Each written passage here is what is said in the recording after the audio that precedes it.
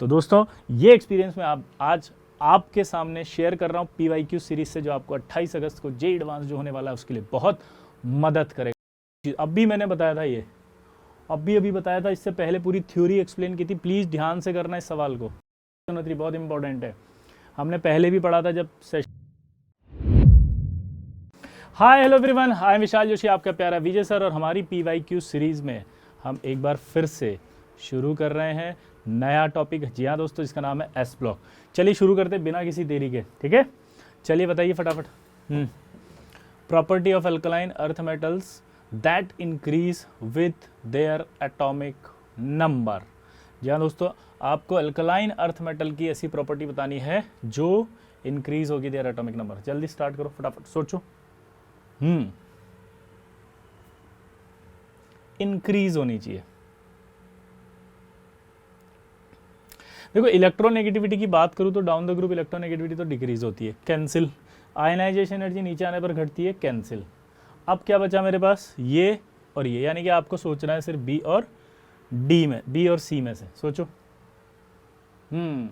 आपको याद है मैंने आयनिक कंपाउंड पढ़ाया था, फजान्स रूल। तो जब फजान्स रूल पढ़ाया था तो उसके अंदर आपको मैंने इनकी स्टेबिलिटीज़ के बारे में कुछ बताया था।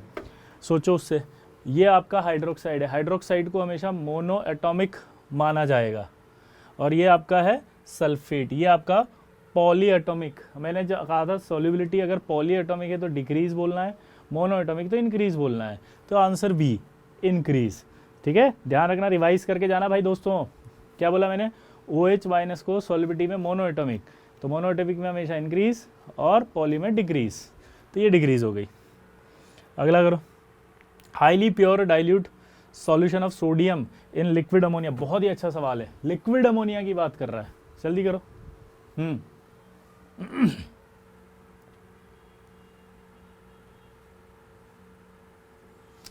तो लिक्विड अमोनिया की एक रिएक्शन होती थी कि जब लिक्विड अमोनिया के अंदर एल्कली मेटल्स को डालते हैं, मैं पूरी रिएक्शन बोल रहा हूँ, ध्यान सुनना, फिर आप आंसर देना। पूरी अमोनिया के अंदर डालते हैं तो अमोनिया के अंदर जाते ही एल्कली मेटल अपना इलेक्ट्रॉन रिलीज करता है।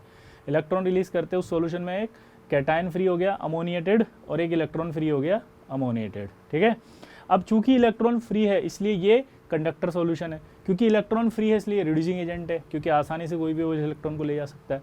क्योंकि इलेक्ट्रॉन है इसलिए ये रिड्यूसिंग एजेंट है। अच्छा, और ये कलर इसका ब्लू कलर होता है।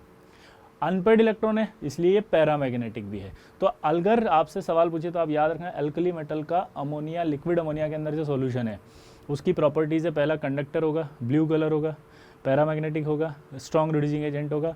यही strong reducing agent birch reduction कहलाता है। अब ये जो सॉल्यूशन होता है ना ऑन स्टैंडिंग, वो डिकम्पोज करने लगता है हाइड्रोजन और अमाइड में कन्वर्ट हो जाता है। लेकिन अगर इसमें कैटालिटिक इंप्योरिटीज प्रेजेंट हो तभी ऐसा होता है। कैटालिटिक इंप्योरिटी होती है आयरन, ठीक है, जिंक और प्लेटिनम। और अगर ये कैटालिटिक इंप्योरिटी नहीं है तो फिर वो अमाइड भी नहीं बनाएगा और हाइड्रोजन भी नहीं बनाएगा। हाईली प्योरीफाइड लिखा है, देखो, हाईली प्योर डाइल्यूट सॉल्यूशन। जी हाँ दोस्तों, जिन्होंने नहीं पढ़ा टेंशन मत लेना, ये सब मैंने पढ़ाया हुआ है, ठीक है ना। तो highly pure dilute solution of sodium in liquid ammonia, तो आंसर अपने आप ही जाएगा ए और बी। कई किताब जो होती हैं या कोई भी आपके PYQ सीरीज की किताब निकालता है वो सब आंसर गलत लिखते हैं इसका, वो आंसर ABCD लिख देते हैं। तो आपको ABCD नहीं लिखना, क्योंकि हाईली प्यूरिफाइड बोला है। हाईली प्यूरिफाइड के अंदर मतलब है कि कैटालिटिक इंप्योरिटी एब्सेंट है उसमें। कैटालिटिक इंप्योरिटी एब्सेंट है, इसका मतलब क्या होगा, वो अब एमाइड और हाइड्रोजन नहीं बनाएगा। Yes, I am Vishal Joshi, आपके प्यारा विजय सर, और मैंने JEE एडवांस में मेंटर किया है कई सारे बच्चों को, जिनमें AIR 1, 2, 3, 6, 8, 10 और काफ़ी सारे टॉप 100 हैं, काफ़ी सारे ओलंपियाड्स हैं, काफ़ी सारी टॉप 100 है, ह्यूज एक्सपीरियंस है, लगभग 20 साल का। तो दोस्तों ये एक्सपीरियंस मैं आज आपके सामने शेयर कर रहा हूँ PYQ सीरीज से, जो आपको 28 अगस्त को JEE एडवांस जो होने वाला है उसके लिए बहुत मदद करेगा। तो दोस्तों बिना किसी देरी के जल्दी से आप जुड़ जाइए और ज़्यादा से ज़्यादा लोगों को सब्सक्राइब करने के लिए बोलिए इस चैनल को, क्योंकि 28 अगस्त तक आपके लिए ये चैनल वरदान साबित हो सकता है। ठीक है, तो आंसर ए और बी। अगला सवाल करो, सोडियम नाइट्रेट डिकम्पोजेस अबव 800।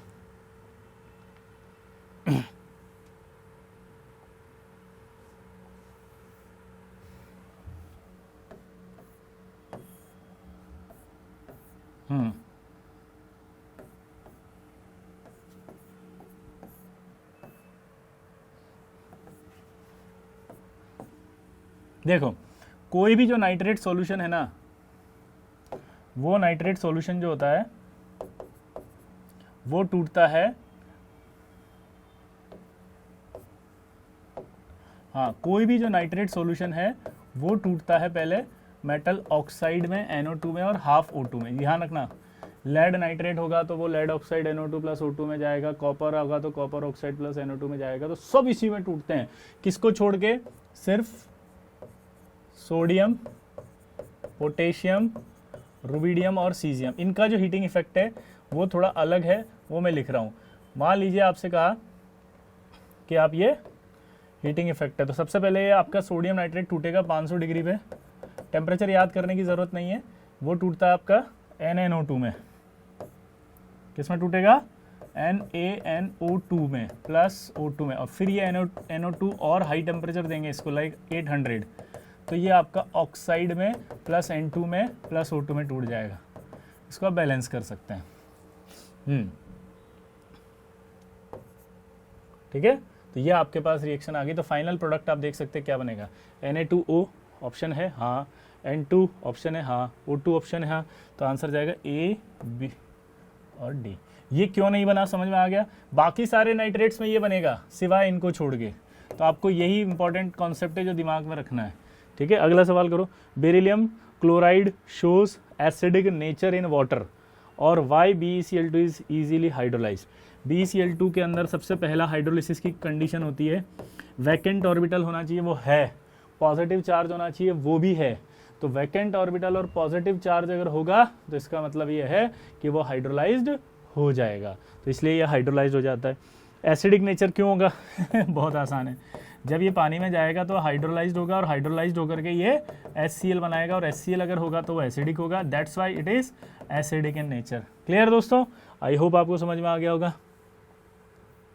अगला सवाल करें। वाओ इट्स अमेजिंग, बहुत अच्छा सवाल है, खुद ट्राई करें। ये हैबर प्रोसेस, यहाँ पर मिसप्रिंटिंग है, यहाँ पर ये हैबर प्रोसेस नहीं लिखना आपको, इसको लिखना है आपको सोल्वे प्रोसेस।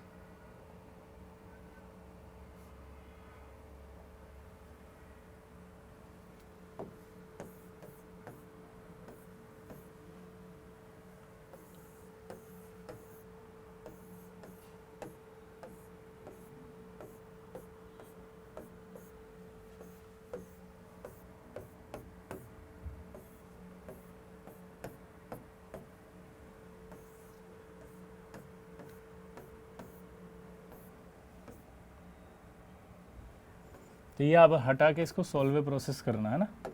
अब करो, सोल्वे प्रोसेस के हिसाब से बताना है आपको आंसर।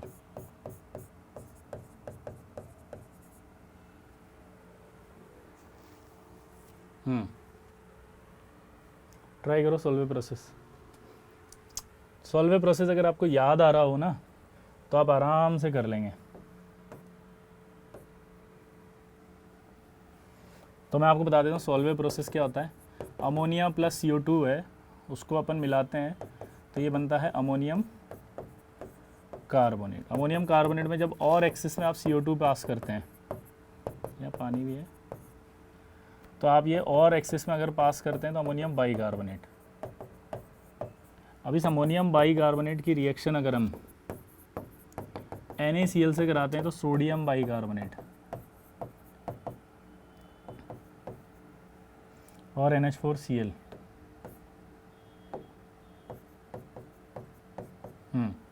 तो ये जो सोडियम बाई कार्बोनेट है इसको फिर हीट करते हैं हाई टेम्परेचर पे, तो ये टूट करके Na2CO3 CO2 प्लस H2 बनाता है।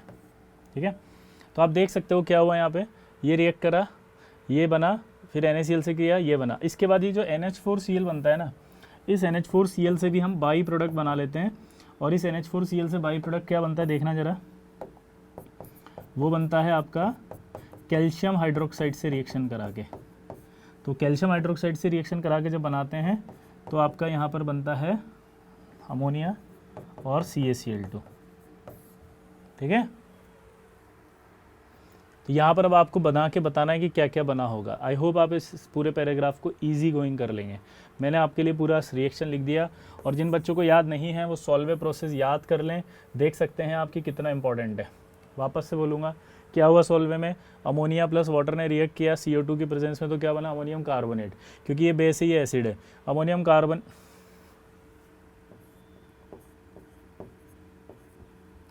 कार्बोनेट में जब एक्सेस में CO2 पास करी तो बन गया बाइकार्बोनेट। बाइकार्बोनेट के NaCl से रिएक्शन कराई तो बन गया सोडियम बाइकार्बोनेट। सोडियम बाइकार्बोनेट 150 में हीट करा तो बना Na2CO3। और ये रिएक्शन आपके कैल्शियम हाइड्रोक्साइड से कराने पर CaCl2 बनता है। तो CaCl2 is a by product of Solvay process. यानी कि अगर आपसे क्वेश्चन पूछे which of the following compound produced as a by product of Solvay process, तो आंसर क्या जाएगा अपना, ठीक है। आई होप समझ में आ गया होगा। अगला करके बताओ। Oh wow, it's a very very good question. White solid is either Na2O or Na2O2. A piece of red litmus paper turns white when it is dipped into a freshly made aqueous solution of white solid. बताओ पहले तो इन दोनों में से कौन सा solid होना चाहिए जो लिटमस पेपर को वाइट कर दे। सोचो, एक है Na2O और एक है Na2O2। दिमाग लगाओ।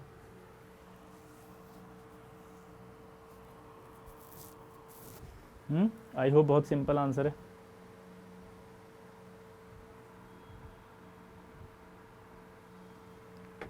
देखो Na2O को डालोगे पानी में तो NaOH बनेगा। NaOH तो कुछ करेगा नहीं, वो तो बेस है। रेड लिटमस दिया हुआ है इसलिए बेस रेड लिटमस को कोई छेड़ाछाड़ी नहीं करता। बेस जो होता है वो ब्लू लिटमस को हाँ चेंज करता है। क्लियर। तो यहाँ पर आपका ये आ गया Na2O2 बचा, वो वाइट कर रहा है। मतलब अगर चेंज भी करता है ना तो लिटमस पेपर को क्या होता है, ब्लू से रेड, रेड से ब्लू होते हैं। तो यह वाइट तो नहीं होते। वाइट का मतलब तो ब्लीचिंग एक्शन हुआ है, कलर उड़ा दिया किसी ने। और कलर उड़ाने की क्षमता किस में है, Na2O2 में। क्योंकि Na2O2 को पानी में डालोगे तो NaOH plus H2O plus O2 बनेगा। वो जो नेसेंट ऑक्सीजन है वो ब्लीचिंग एजेंट होती है। तो रिएक्शन समझ में आ गई। बैलेंस कर लेंगे इक्वेशन को कि नेसेंट ऑक्सीजन ने ब्लीच किया उसको, जिससे कि उसका कलर उड़ गया। दूसरा कह रहा है what happened the red litmus if the white solid were the other compound. तो आपको पता ही अब वो क्या करेगा, लिटमस चेंज कर देगा कलर का। और वो आपका बेस है क्योंकि Na2O को पानी में डालेंगे तो Na2O NaOH बनाएगा, वो NaOH रेड लिटमस को चेंज कर देगा। हाँ या ना, बोलो। अगला करके बताओ। अच्छा सवाल है ये भी। The set representing the correct order of first ionization potential. First ionization potential.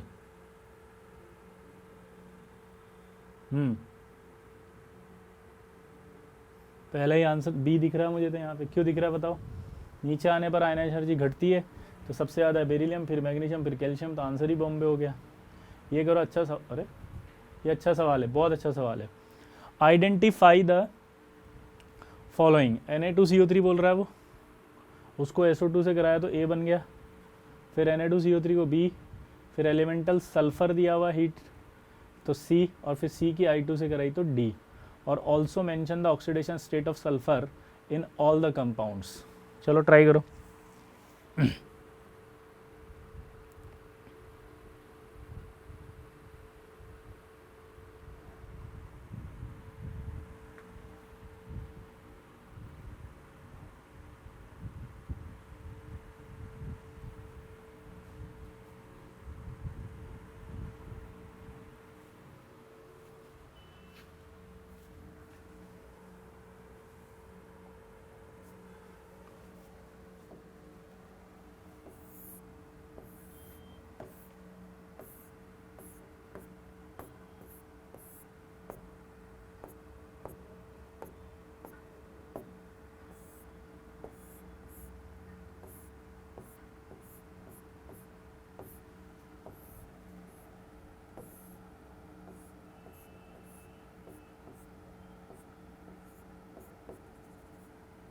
सोचो।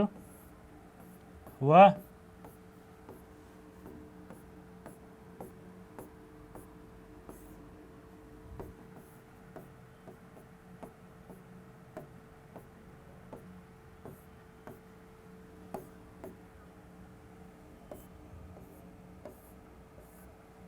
देखो मैं बताता हूँ, बहुत आसान सा सवाल है और बहुत अच्छा सवाल है। Na2CO3 इसमें जब SO2 पास करेंगे तो बॉन्ड बनेगा सोडियम बाईसल्फाइड। सोडियम बाईसल्फाइड के अंदर जब आप क्या करेंगे Na2CO3 से करवाएंगे तो Na2SO3 बन जाएगा। ये जो Na2SO3 जो है, आपको सबको पता है, सल्फ़र डाल के अगर हम बॉईल करें, सल्फ़र डाल के अगर हम बॉईल करते हैं तो बन जाएगा फिर आपका Na2S2O3 थायोसल्फेट। और आप सबको पता है कि थायोसल्फेट की आयोडीन के साथ रिएक्शन होती है, जो सॉल्ट एनालिसिस में पढ़ा था। तो I- प्लस Na2S4O6 बन जाता है। तो आप देख सकते हो यहाँ पर कि क्या हुआ। तो अब आपको ऑक्सीडेशन स्टेट पूछिए सभी में, तो ऑक्सीडेशन स्टेट तो अब आप खुद निकालेंगे। ट्राई करो क्या क्या बनी होगी। मेरे हिसाब से तो यहाँ पर अगर हम देखें तो इसकी +4 है, इसकी भी +4 है, इसकी कितनी आ रही है निकालो, आई थिंक +6 आएगी, और इसकी एवरेज निकालो कितनी आएगी जल्दी, S4O6 की।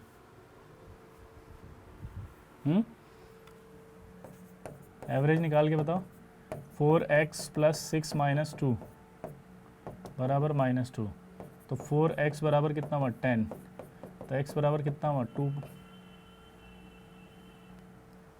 तो अगर इसकी पूछिए तो इसकी बता दो, और इन की पूछिए तो इन की तो आएगी 4 4 6, सबकी निकाल दी मैंने तो आपके लिए।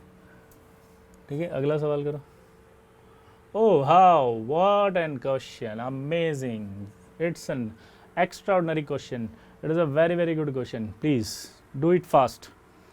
Alkali metals dissolve in a liquid ammonia to give blue solution. Alkali metals in liquid ammonia gives solvated species. अभी मैंने बताया था ये, अभी बताया था, इससे पहले पूरी थ्योरी एक्सप्लेन की थी। प्लीज ध्यान से करना इस सवाल को।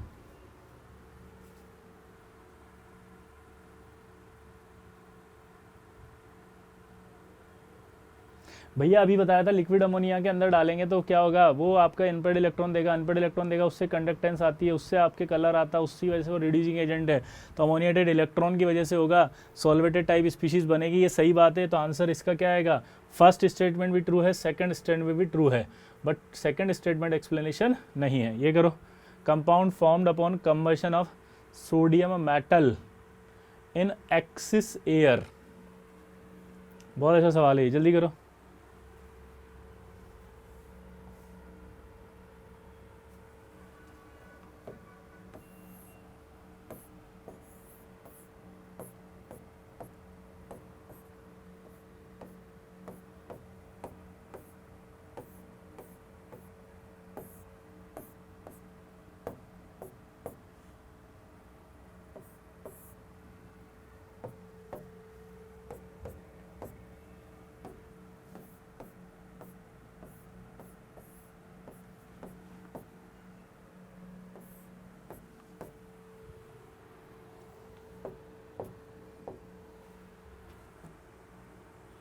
देखो इसके अंदर एक सवाल होता था कि वो ये होता था कि जब आप रिएक्शन करवाते थे, नहीं पता तो याद रखना, ऑक्सीजन के साथ रिएक्शन कराएंगे तो लिथियम तो सिर्फ ऑक्साइड में रुकता था, बाकी फिर एक्सिस ऑफ लेते हैं तो रिएक्शन नहीं होती थी। सोडियम की रिएक्शन जब कराते थे तो पहले तो सोडियम ऑक्साइड बनता था, फिर एक्सिस ऑफ एयर लेते थे ना तो बनता था Na2O2, और फिर और एक्सिस लेते थे तो कोई रिएक्शन नहीं होती थी।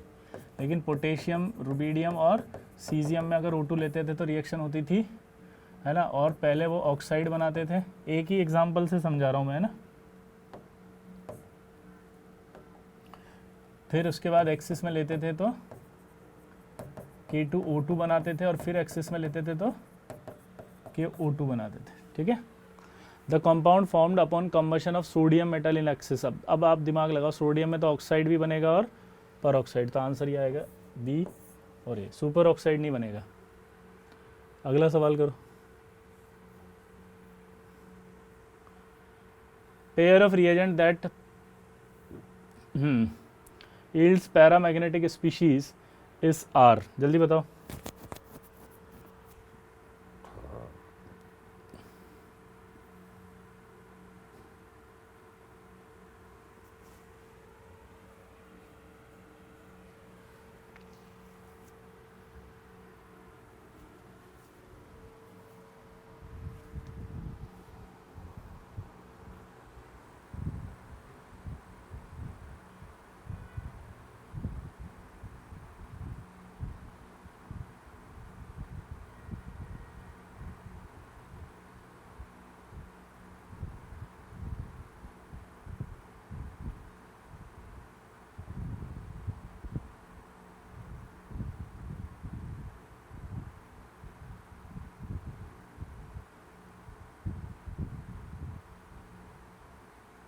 हो गया। देखो सिंपल है, sodium and excess of ammonia. अब सोडियम और एक्सेस ऑफ अमोनिया में अभी भी बना था आपका कौन सा, ये आपके वो sodium plus excess of ammonia में सोडियम ने दिया इलेक्ट्रॉन, तो एक अनपेड इलेक्ट्रॉन आया था तो पैरामैग्नेटिक था, तो आंसर ए तो आ गया। के एंड एक्सेस ऑफ O2 अभी अभी बताया था, के O2 में जाएगा। के O2 मतलब के प्लस और O2 माइनस, O2 माइनस में एक अनपेड इलेक्ट्रॉन बचा, तो के plus and excess of O2 में एक अनपेड इलेक्ट्रॉन बच गया। कॉपर प्लस डाइल्यूट HNO3 बहुत इंपॉर्टेंट है, हमने पहले भी पढ़ा था जब सेशन किए थे।